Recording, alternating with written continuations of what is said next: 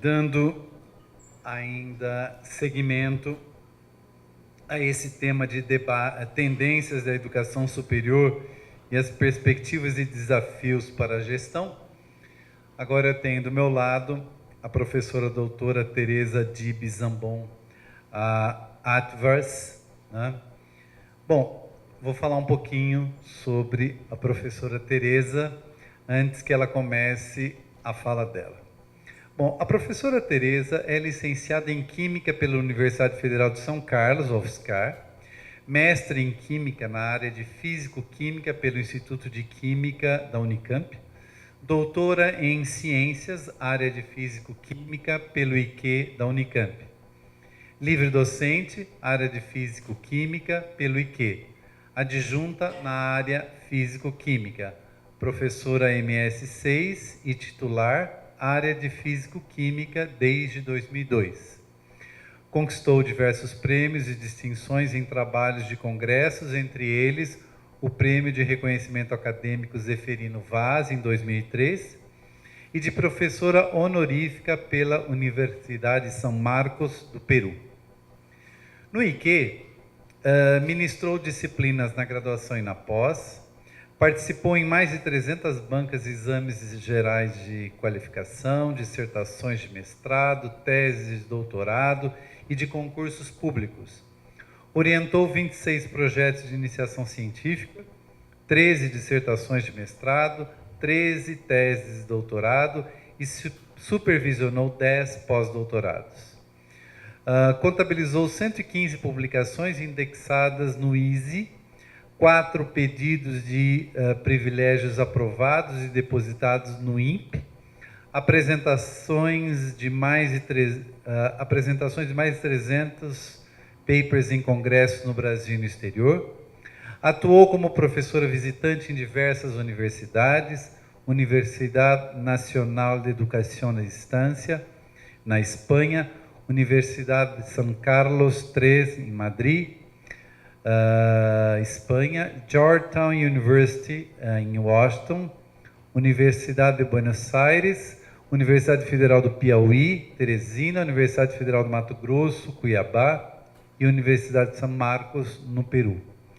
Atuou na coordenação e vice-coordenação de diversos projetos de pesquisa, sendo 77 com financiamento da FAPESP, CNPq, FINEP, National Science Foundation. Atualmente é membro do Comitê Gestor do Instituto Nacional de Eletrônica Orgânica, INCT, MCT, CNPq, FAPESP. Entre as atividades administrativas desempenhadas no âmbito universitário, a professora Teresa exerceu os cargos de chefe do Departamento de Físico-Química do IQ, foi membro da CPG, representante docente na congregação em diversas oportunidades, presidente da Comissão Local de Avaliação dos Servidores Técnicos e Administrativos e coordenadora da CPG. No âmbito da Unicamp, foi membro da CCPG, assessora técnica da Pró-Reitoria de Graduação da Unicamp, representante docente no CONSUL, CEP e CAI, assessora da CGU para assuntos de planejamento estratégico e avaliação institucional, pró-reitora de pós-graduação da Unicamp, no período de 2005 a 2009, e assessora do reitor para assuntos de educação superior. No âmbito das sociedades científicas, foi membro de comissões organizadoras de vários congressos na área de química teórica, ciência de materiais, polímeros, fotoquímica e fotobiologia no Brasil e no exterior. E membro do subcomitê de fotoquímica da Divisão de Química Orgânica da IUPAC.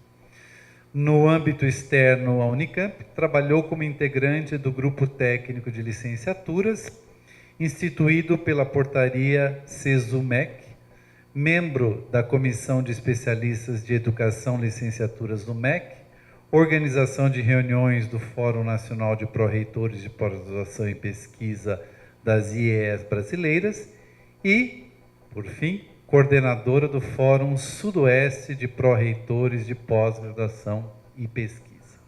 Bom, Eu então passo a palavra à professora Tereza para que ela possa discutir esse tema de tendências de educação superior. Muito obrigado. Bom, vou ficar brava lá com a secretária por uma apresentação tão extensa e me dá uma responsabilidade muito grande no que eu vou falar hoje, o que é um desastre, né? Mas, de qualquer forma, eu queria primeiro dizer que estou muito honrada de estar aqui neste evento, e principalmente pelo fato da responsabilidade que isso traz para uma pessoa que está envolvida aí um pouco com gestão universitária, que significa dizer que, principalmente em fases de crise como aquela que as três paulistas estão passando, a responsabilidade é bastante grande.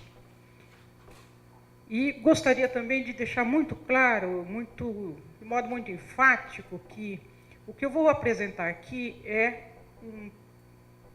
em grande parte, fruto mais da minha experiência ao longo de várias décadas na universidade, em particular na Unicamp, e, portanto, de exclusiva responsabilidade minha, né? Não é, vamos dizer, um depoimento ou uma informação ou uma discussão de âmbito mais institucional.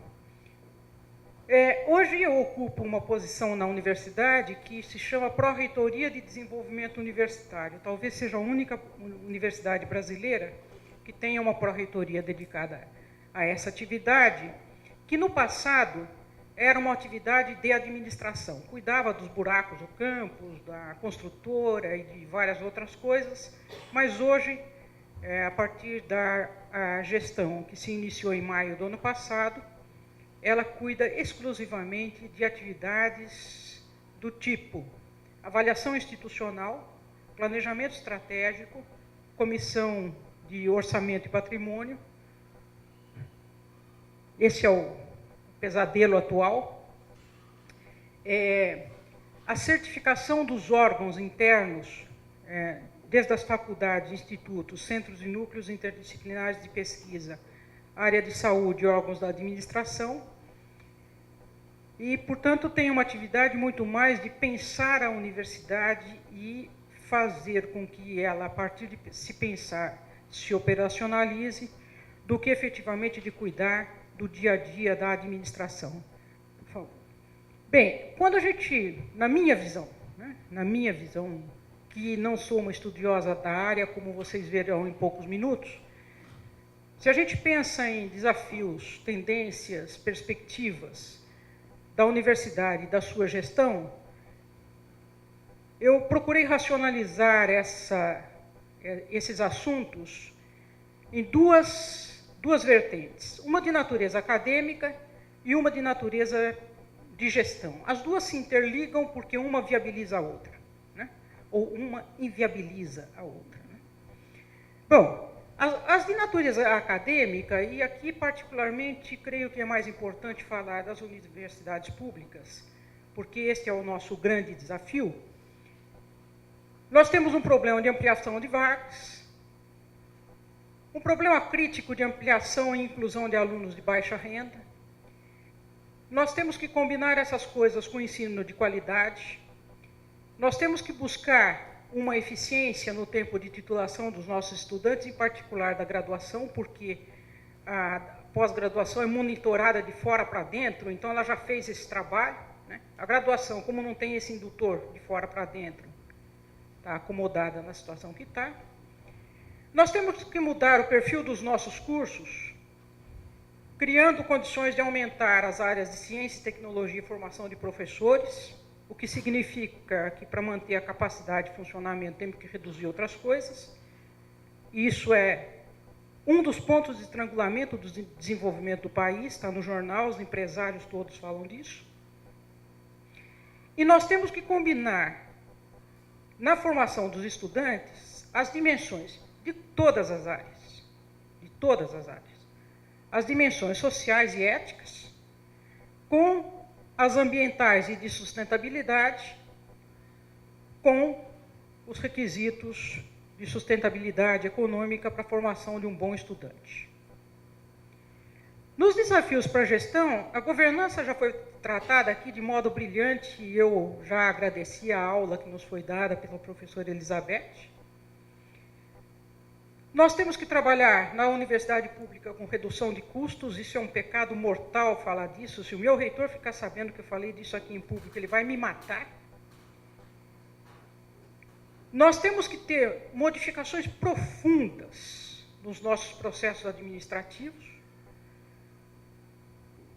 E isso só vai ser feito quando eles tiverem focos na atividade fim, ensino, pesquisa e extensão.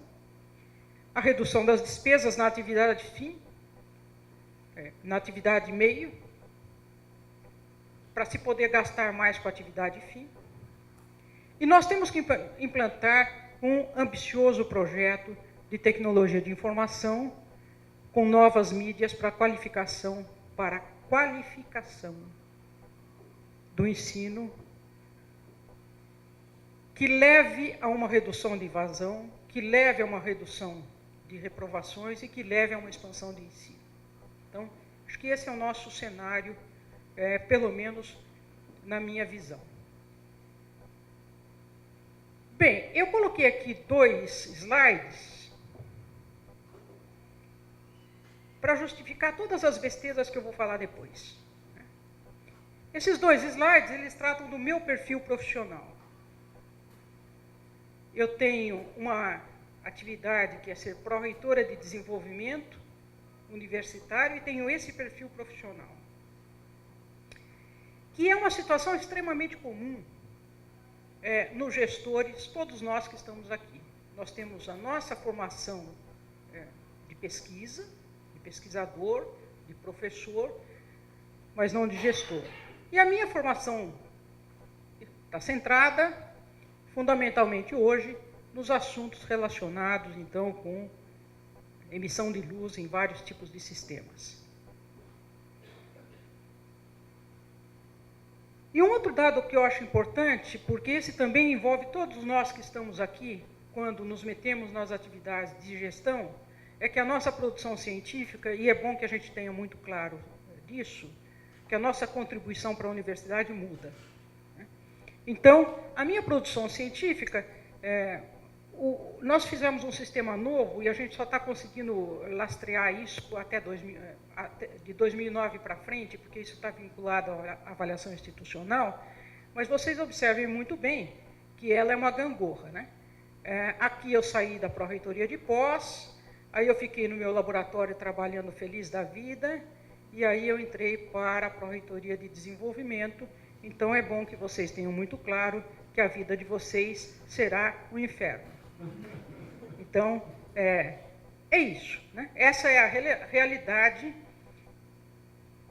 E a universidade tem que ter mecanismos de compreender que a contribuição de cada um de nós, como professores de uma universidade pública, ela é, em alguns momentos, mais centrada nas relações do ensino e da pesquisa, as duas coisas juntas, e outras vezes ela é mais centrada nas atividades de administração, e ambas são importantes para o desenvolvimento institucional. Então, isso aqui é só para justificar porque que meu currículo é uma gangorra.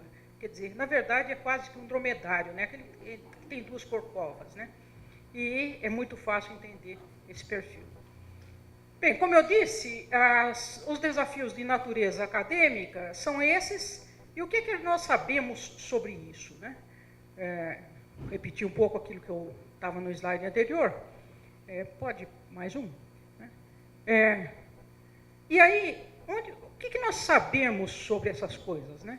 Então, eu não sou especialista na área, então eu fui buscar algumas leituras.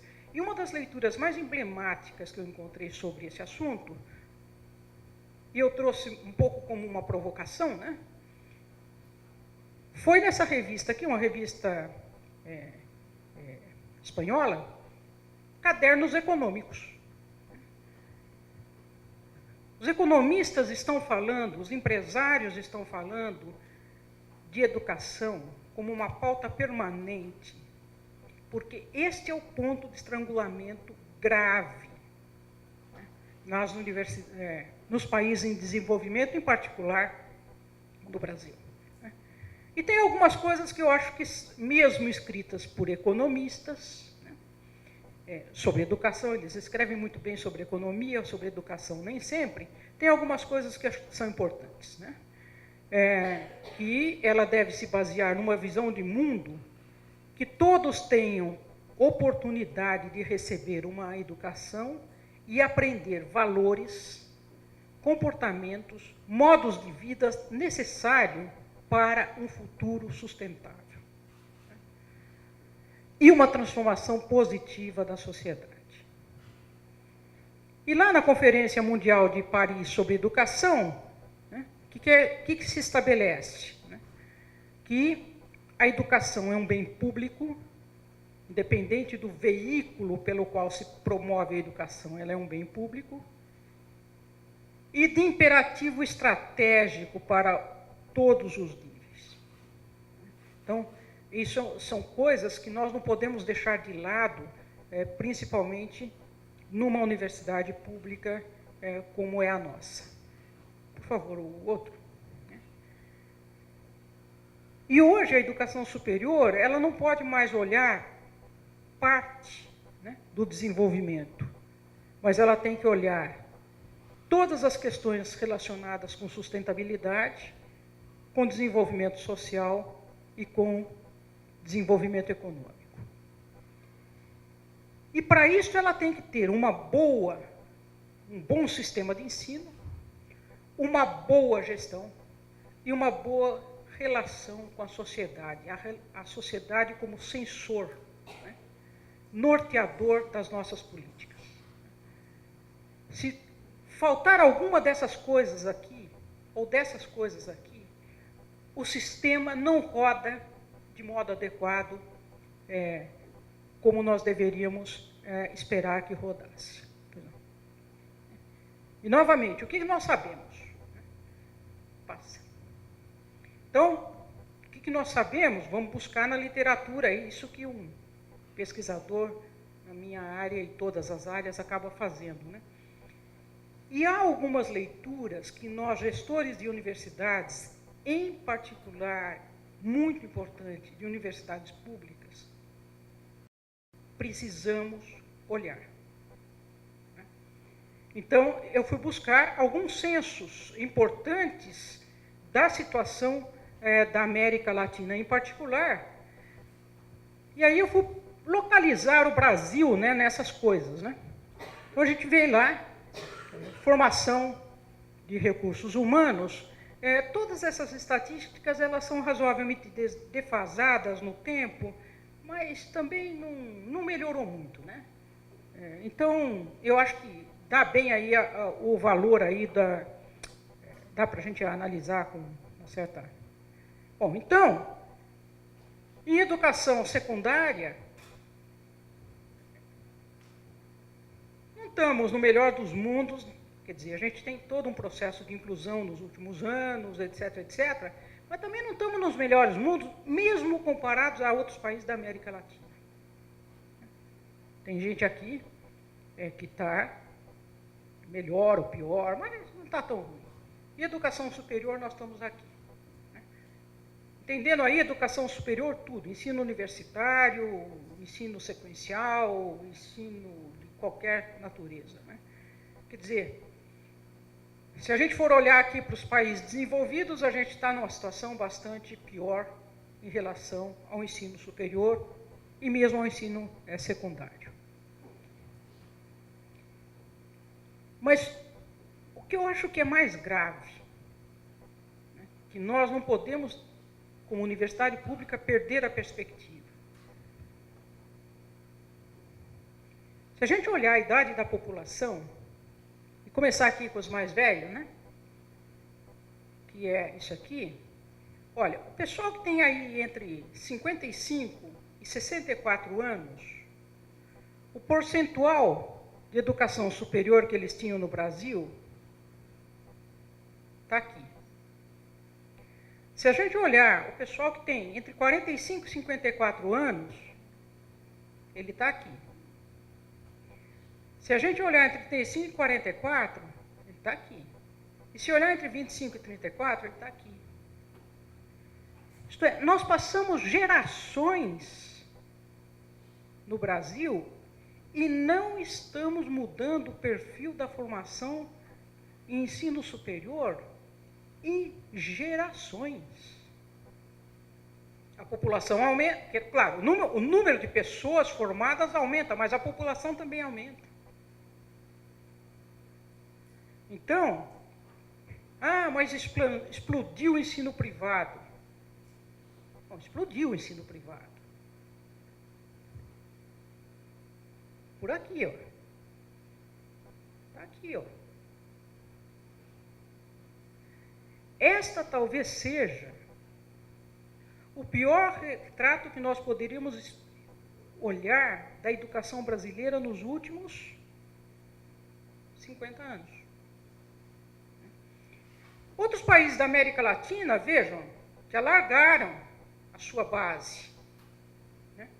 Os jovens têm uma porcentagem de jovens no ensino superior que é muito maior do que o percentual de gente mais antiga no ensino superior, no Chile, no próprio México, na Espanha, em Portugal, e aí nem fala nos outros países, né, mais desenvolvidos.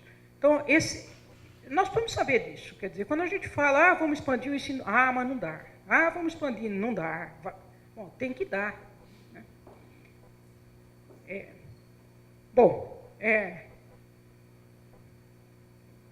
E aí a gente vê nessas estatísticas mais uma coisa, que a população mais pobre tem essa proporção no ensino superior e a população mais rica tem essa, no Brasil, né, tem essa proporção aqui. Quer dizer, além de ser um sistema que não está evoluindo na proporção do crescimento populacional, ela é um sistema altamente concentrador. Altamente concentrador. Né? Bom, se a gente olha para o perfil de formação nos países desenvolvidos, a gente vai ver que a gente tem um percentual de ciências aqui, tem um percentual de humanidades aqui, né? Tem um percentual de saúde aqui, né? Tem o pessoal de artes aqui, e tem um percentual enorme aqui de ciências sociais, etc. Mas se a gente olha para o Brasil, olha isso aqui, ó. E olha isso aqui. Olha a área de ciências e engenharias aqui, e olha a área de ciências e engenharias aqui. Isto é, o sistema brasileiro, ele é concentrador em vários aspectos, entre eles, quando se expande, não se expande nas áreas que produzem ou que dão suporte ao desenvolvimento tecnológico. Então, nós temos um sistema que tem aí vários defeitos de fabricação e nós somos produtos, né? Ou parte dessa engrenagem com defeito de fabricação. Bom, falei todas as coisas ruins, agora vou falar de coisa boa, né? Bom, mas independente de todos esses problemas, o Brasil tem um sistema universitário consolidado e tem um sistema universitário que tem qualidade. E a gente tem aí, pelo menos, 6 universidades que estão entre as melhores do mundo.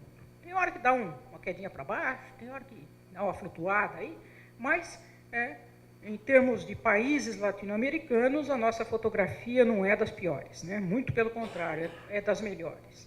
E, em particular, no estado de São Paulo, as 3 universidades paulistas estão ranqueadas. USP, Unicamp e Unesp. Então, o que pensam de nós, olhando, então, todas essas coisas, essas bases de dados, esses relatórios internacionais, né? Então, pensam de nós como sistema universitário brasileiro, não como sistema universitário paulista e assim por diante. Você me dá uma sinalizada aí. Bem, então eles dizem aqui, olha, no Brasil, muitas instituições de ensino superior, e aqui ele não está falando só de universidades, está falando também do conjunto, né, inclusive faculdades, gastam quase como uma universidade de pesquisa, mas não produzem. Nem captam recursos externos na mesma proporção de uma universidade de pesquisa. Então, conclusão aí desse monte de dados e tal. Então, continuam sendo as que têm investigação e pós-graduação, estrito sensu, estrategicamente importantes, porém, os seus custos irão aumentar. E, por isto, precisam captar recursos da ordem de 50% do seu orçamento em pesquisa.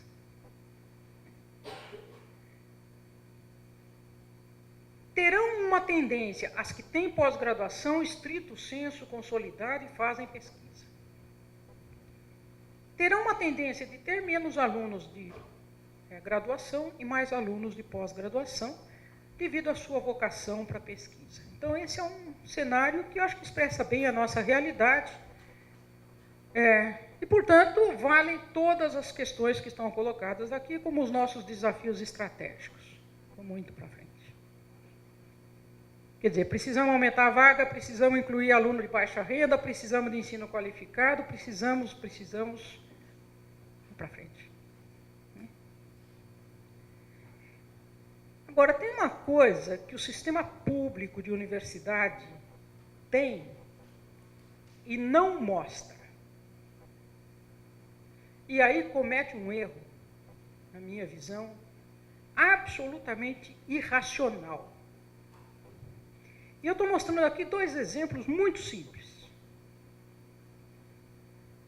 E isso não tem nada a ver com qualidade do ensino. Tem a ver com o fato de serem universidades estrategicamente localizadas no espaço, nas cidades.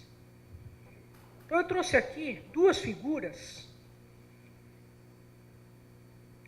de uma expansão que a Unicamp fez, começando em 2006, na cidade de Limeira.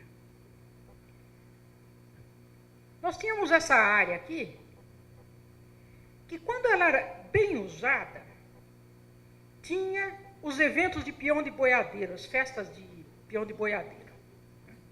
Todo ano lá, tinha lá, alugava para a festa do peão de Limeira. Esse era o uso dessa área. Eu não tenho foto mais recente, porque não consegui. Esta zona aqui de Limeira, em 2009 já estava assim. Em 2011. Nós abrimos o campus em 2009. Começou a funcionar em 2009. Em 2011 já estava assim. Veja tudo isso aqui, olha. Com arruamento, condomínios. A universidade é um agente econômico de desenvolvimento sustentável absolutamente relevante. Isto é, o dinheiro do contribuinte paulista nos USP, Unesp e Unicamp produz desenvolvimento independente do aluno, local, regional e social. E se ele for bem feito, se o empreendimento for bem feito, ele é sustentável. E ele retorna como ICMS, como IPI, como a dona da barraca de coxinha que faz lá a refeição dos estudantes, o locador que aluga lá o quarto do fundo para o estudante, produz renda. esta linguagem nós teremos que aprender a fazer, não com os nossos interlocutores acadêmicos, mas com os políticos, o governo, o prefeito, o vereador. Isto é, não adianta para este segmento da sociedade dizer que a Unicamp produz as melhores teses do país, ou que a Unesp produz a maior pesquisa não sei das quantas. Essa linguagem não é acessível a este público. Essa é a linguagem acadêmica. Essa não sabemos fazer. Então, eu acho que esse é o tipo do exemplo que, quando a gente vai conversar na Câmara dos Vereadores ou a gente vai conversar na Assembleia Legislativa, é disso que nós temos que falar. Não é de quantas teses a gente faz. Então, como eu falei, estou falando aqui uma linguagem muito coloquial, certo?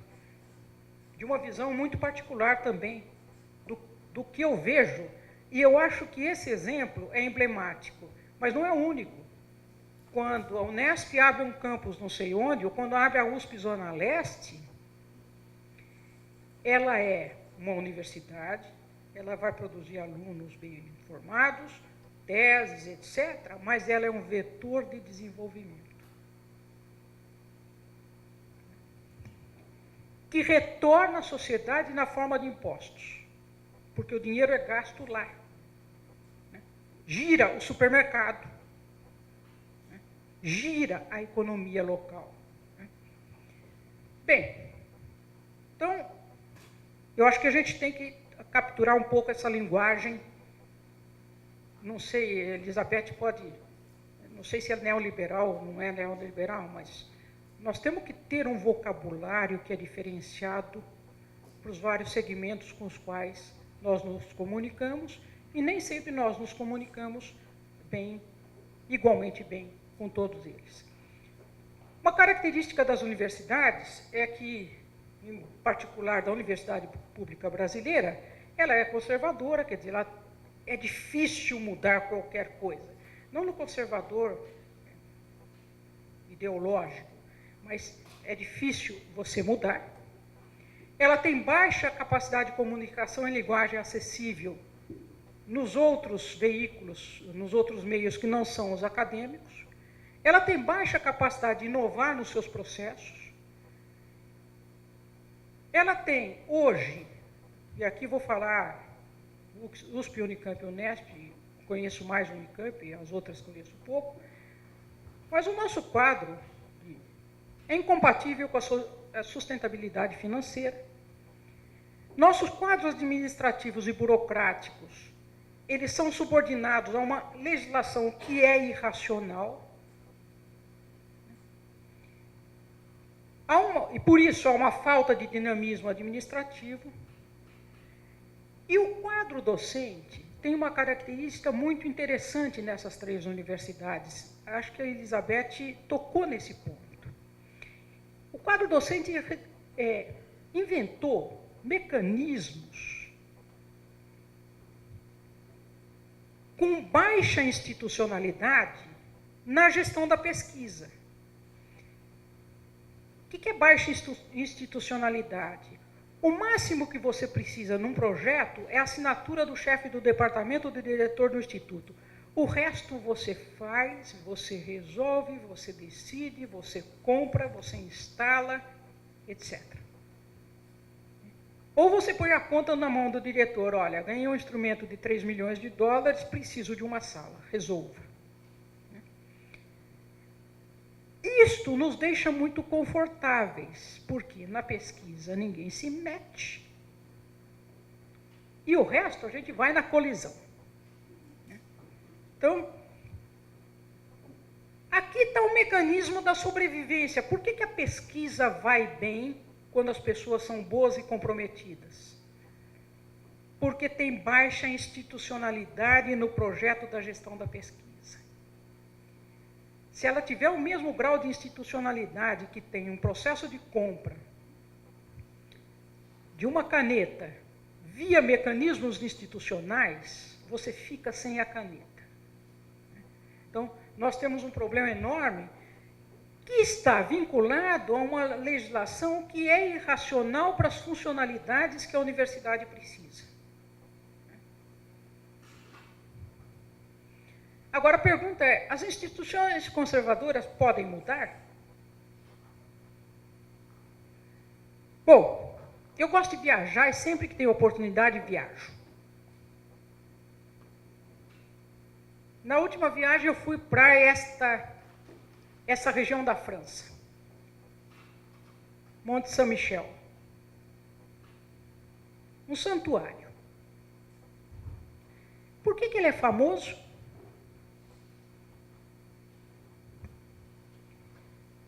Porque ele tem a omelete mais famosa do mundo. Também é caro, viu?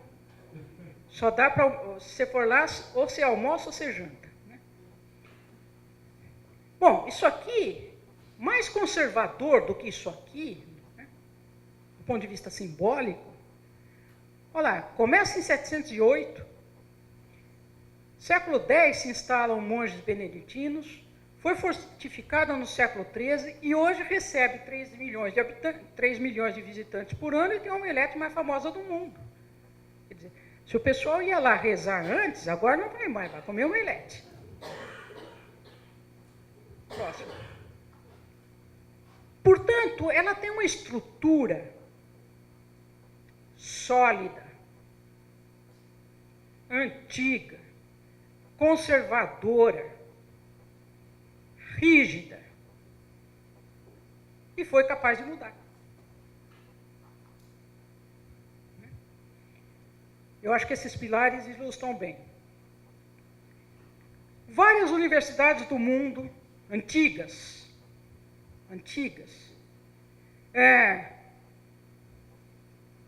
Wikipédia sem verificação de veracidade, tá? Então, peguei lá algumas, né, em vários países, né, de culturas diferentes, etc. Muito antigas. Vai para o próximo. Entre elas, a Universidade de Cambridge, uma das melhores do mundo. Antiga. O que Cambridge está falando hoje para a gente? Entra no site deles, a primeira página do site que aparece é a Universidade do Futuro. Ela foi capaz, mesmo sendo antiga, conservadora, etc., etc., ela foi capaz de mudar e continuar sendo uma das melhores do mundo. Portanto, a mudança não significa para o bem ou para o mal, pode ser por qualquer lado. Uma universidade no Egito, a mesma coisa. Né? Se associa, forma redes e vai pensar o seu futuro. Consequentemente, sim, nós teremos que pensar o futuro da Universidade Pública Paulista. Essa crise, ela deixará bons frutos se nós soubermos aproveitar, enquanto sistema universitário paulista, os nossos pontos fortes e fizermos aí uma reflexão sobre o futuro. Portanto, os nossos desafios para irmos na direção do futuro, mesmo sendo conservadores e resistentes à mudança, passam por um novo modelo de governança. Eu não tenho dúvida disso. Qual é o modelo, não tenho a menor ideia. Mas a governança atual não é suficiente para sustentar um projeto de desenvolvimento das 3 universidades paulistas. Opinião da professora Tereza. Se o meu reitor souber que eu falei disso, ele vai dizer, bom, você não tem autoridade para fazer isso, portanto, entendo, esta é a minha opinião. Redução de custos, mudanças profundas nos processos administrativos, redução de despesas e implantação de TI. Vai para frente. Bem, a mudança da governança corporativa ocorreu na década de 90, porque senão as empresas morriam. Começou antes nas empresas internacionais fora do Brasil, mas no Brasil impactou mesmo nos anos 90. Portanto, fizeram. No setor público, poucas mudanças foram feitas. E quando foram feitas nos órgãos arrecadadores. O Leão foi o primeiro que informatizou. Foi o primeiro, lá atrás. E, posteriormente, vieram outros sistemas. Os sistemas de controle bancário também se informatizou lá atrás, e hoje o sistema brasileiro de bancos é um dos mais consolidados e, vamos dizer, robustos, né? A lei de responsabilidade fiscal também foi um marco importante e tem impacto na nossa vida nas universidades públicas. Agora está relaxada pelas contas criativas, né? Gestão criativas de transferências, etc. Mas isso aí é questão política. Mas isso é um marco importante. As universidades públicas paulistas, com autonomia de gestão financeira e do seu orçamento, tiveram um ganho impressionante de crescimento e de qualificação. Portanto, esse é um assunto muito importante, mas acho que está subordinado às coisas que a Elizabeth nos falou hoje, que a autonomia agora tem que ser entendida dentro de um novo contexto, que é autonomia, mas com interlocução muito forte com os setores da sociedade. O que nós não fizemos foi um grande investimento em gestão. E aqui, fazendo aqui uma crítica aqui da cozinha, né? Nós três paulistas, nós não fizemos a tarefa de otimizar a gestão. Bem, para fazer tudo isso, nós temos alguns condicionantes, que são de natureza política, e, portanto, interferem no nível estratégico, são de natureza administrativa e, portanto, interferem no nível tático, e são de natureza operacional e, portanto, interferem ali no nível operacional. Acho que o professor Gerson disse isso. Bom, se não quiser mudar, tem o boicote lá embaixo. Né? Onde é que está o boicote lá embaixo? Aqui no operacional. E tem. Às vezes você quer mudar um processo de trabalho, enquanto você está junto, faz, a hora que você sai, o negócio volta à mesma rotina. Né? Bem, redução de custos. Acho que tem duas perguntas centrais. Onde e como? Estamos no tempo? Bom, então falando aqui das universidades paulistas, a situação hoje da Unicamp, eu presido a Comissão de Orçamento e Patrimônio, e, portanto, é uma comissão tranquila, né, de trabalhar, principalmente em época de crise. Nós temos uma situação hoje, né, que é um comprometimento altíssimo da folha. Então, 96% do nosso orçamento é gasto com o pessoal. Isso é insustentável. Isso é insustentável. Não precisa ser os 105% da USP, não. Isso aqui já é muito complicado. E a segunda grande despesa da universidade, o resto são despesas grandes em número, mas são percentualmente menores. É a questão dos contratos e outras despesas de utilidade pública. E aqui entra a água, luz, telefone, aluguéis de várias naturezas, um pouco de infraestrutura, contratos e assim por diante. Bom, energia elétrica subiu 17% esse ano. Né? E estão prometendo 16% ano que vem. A Sanasa nos cobrava pela água. E nos cobrava pelo esgoto. Agora ela nos cobra também por tratamento do esgoto. Isso impactou em mais do que 30% as despesas com água e esgoto. Então, se você vê, na hora que você vai somando essas coisas, né, nós temos aí alguns impactos que são importantes. Bom, cortar água, luz, telefone, etc., é impossível. Você pode economizar um pouco, etc., mas o corte aí, Então, não tenho dúvida que o corte é aqui. E aí, novamente, tem os condicionantes de natureza política, administrativa e operacional. Então, nós sabemos onde, nós não sabemos como. Bom, isso aqui eu já passei, pode ir para frente. Pode ir para frente. Né? Bom, então, o que é que nós estamos fazendo na Unicamp? Nós ainda não chegamos na fase de cortar, né? Mas qual é o processo que nós estamos fazendo? Né? E a Pró-Reitoria de Desenvolvimento Universitário está coordenando esse processo. Uma coisa que a gente está chamando de certificação dos órgãos, e aí envolve faculdades, os órgãos da área de saúde, os órgãos da administração e os centros e núcleos interdisciplinares de pesquisa.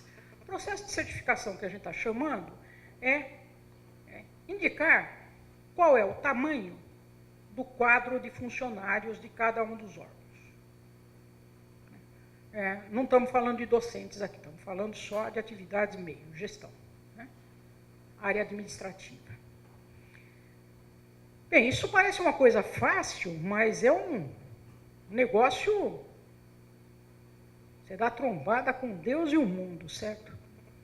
Então, isso envolve o tamanho do quadro e envolve todas aquelas funções gratificadas que nós temos. Secretária, que tem gratificação de função, não sei quem tem gratificação de função, o diretor da área, o diretor do setor, o chefe do setor, toda aquela confusão lá que é a matriz gerencial dos órgãos. E, portanto, otimizar isto pode significar, ao longo do tempo, porque nós não podemos demitir, pode significar, ao longo do tempo, né, uma otimização do tamanho dos quadros. Né? E acho que a gente tem que trabalhar nesta direção. Esse processo, então, ele define alguns critérios. Olha, para fazer isso eu vou usar tais critérios. Está baseado no levantamento dos macroprocessos de trabalho, porque definidos os macroprocessos eu consigo mapear o tamanho do quadro, no grau de informatização, e aí, em vez de eu contratar pessoas, eu informatizo os processos, amplitude e os riscos de responsabilidade para tratar do quadro gratificado, e propor caso a caso, conversando, explicando, mostrando, né, como é que deverá ser o quadro funcional e como é que deverá ser a estrutura gerencial de cada um desses órgãos. Né? Isto requer as coisas que eu estou colocadas aqui, onde o verde significa está indo bem, o amarelo significa, né, tem aí, e o vermelho significa onde você tem que entrar de quarto zagueiro de time de várzea, né? Então, você tem a administração superior razoavelmente comprometida, os órgãos deliberativos são razoavelmente comprometidos assim. Não, tudo bem, desde que seja no dele. No meu, não, meu quadro é pequeno, aqui não pode. Veja, eu vou, né? Então, o convencimento dos órgãos administrativos de que as mudanças do processo de trabalho devem ser mandatórias, porque senão não muda. E ter metodologias, e nós temos, ali a gente tem um quadro de funcionários ali que detém aí capacidade para fazer gestão por processos. Então é possível fazer. Para isso precisa a gente conseguir criar um sistema de boas práticas da administração. Não temos. Temos alguns setores que sim, etc., mas não temos manuais. E isso teria uma grande vantagem de possibilitar, no futuro, a redução do quadro e, portanto, a redução da folha de pagamento com funções administrativas. A questão das mídias, acho que é redundante, porque acho que vocês, Elizabeth e o professor Gerson, falaram muito disso. E tem que entrar tanto na atividade fim quanto na atividade meio, indo para frente.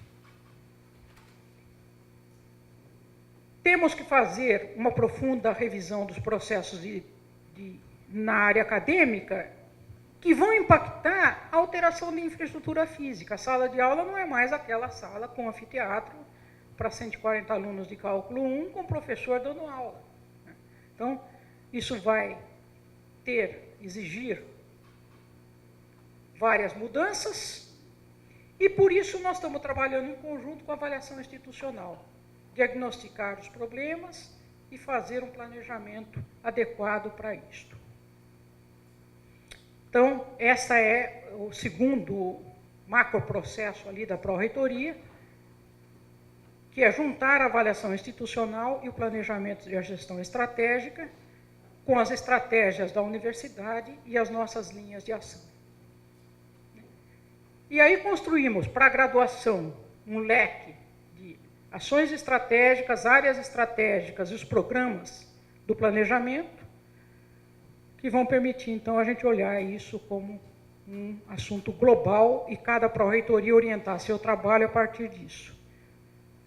Então, isso tem para a graduação, ensino à distância é um dos assuntos, pode ir para frente, porque acho que aí é só... na pós-graduação, também na extensão, etc. E aí a pergunta, o que faz uma pessoa que gosta de fazer isso, está metida dessa encrenca, né?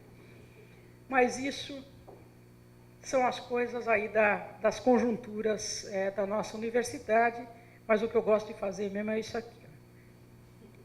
Bom, eu agradeço a atenção e eu não pude deixar de provocar por essa apresentação. Esse aqui é o pró-reitor de Extensão e Assuntos Comunitários, um grande amigo, e nós estávamos fazendo a abertura do evento de Olimpíada de História, que a Unicamp organiza, com todas os colégios do Brasil, né? E tínhamos mais ou menos 700 estudantes e estava na fase de premiação. Então, nós fizemos uma brincadeira aí e conseguimos motivar, e ele era o cara que animava a plateia nas vaias, né? Então, tem coisas que são muito divertidas. Portanto, vocês podem vaiar, que eu já estou acostumada, certo? Bom, era um pouco essa visão que eu queria passar, um pouquinho da experiência ali da Unicamp, o que nós estamos fazendo, e acho que o importante mais mesmo é conversar e trocar ideias e informações com vocês.